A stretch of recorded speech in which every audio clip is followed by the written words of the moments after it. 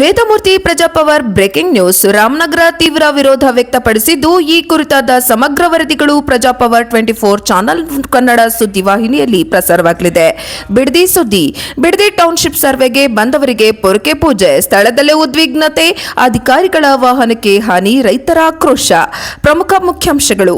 ರಾಮನಗರ ಜಿಲ್ಲೆ ಬಿಡದಿ ಟೌನ್ಶಿಪ್ ಯೋಜನೆಗೆ ಸಂಬಂಧಿಸಿದಂತೆ ಬೈರಮಂಗಲ ಗ್ರಾಮದ ಸುತ್ತಮುತ್ತ ಇಂದು ಉದ್ವಿಗ್ನ ಪರಿಸ್ಥಿತಿ ನಿರ್ಮಾಣವಾಯಿತು.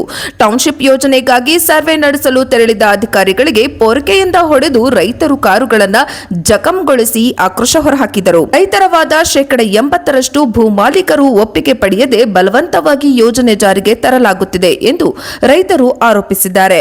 ಸರ್ವೆಗೆ ಬಂದಿದ್ದ ಅಧಿಕಾರಿಗಳ ವಾಹನದ ಗಾಜನ್ನು ಕೆಲ ಆಕ್ರೋಶಿತ ರೈತರು ಒಡೆದು ಹಾಕಿದ ಘಟನೆ ನಡೆಯಿತು.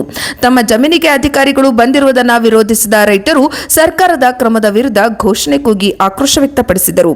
ಈ ವೇಳೆ ಶಾಸಕ ಎಸ್ಸಿ ಬಾಲಕೃಷ್ಣ ವಿರುದ್ಧವೂ ರೈತರು ಹಾಗೂ ರೈತ ಮಹಿಳೆಯರು ತೀವ್ರ ಅಸಮಾಧಾನ ವ್ಯಕ್ತಪಡಿಸಿದರು.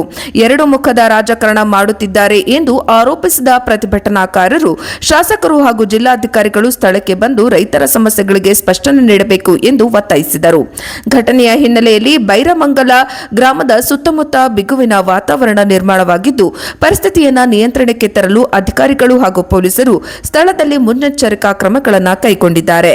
ಈ ವಿವಾದದ ಬಗ್ಗೆ ಪ್ರತಿಕ್ರಿಯಿಸಿರುವ ಜೆಡಿಎಸ್ ನಾಯಕ ನಿಖಿಲ್ ಕುಮಾರಸ್ವಾಮಿ, ಸರ್ಕಾರ ರೈತರನ್ನು ಒಕ್ಕಲೆಬ್ಬಿಸುವ ಕೆಲಸ ಮಾಡುತ್ತಿದೆ ಎಂದು ಆಪಾದಿಸಿದ್ದಾರೆ.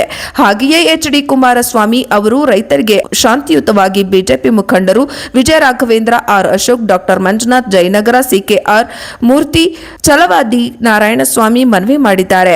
ಮತ್ತೊಂದೆಡೆ ಸಿಎಂ ಡಿಕೆ ಶಿವಕುಮಾರ್ ಅವರು ರೈತರ ನಿಯೋಗದ ಜೊತೆ ಸಭೆ ನಡೆಸಿ ಸಮಸ್ಯೆ ಆಲಿಸಿದ್ದಾರೆ.